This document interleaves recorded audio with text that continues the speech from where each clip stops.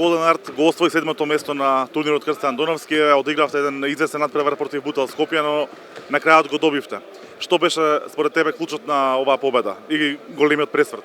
Па сметам дека преовладуваше големата желба на целиот колектив да се покажеме во добро светло како млад колектив на еден ваков силен турнир со моќни екипи како Олимпијакос, Бешикташ, Еврофрам Пелистер и углавном желбата би рекол. Одигравте квалитетни надпревари против сите ривали, колку тие ќе ги помогнат да ја темпирате формата пред стартот на Суперлигата?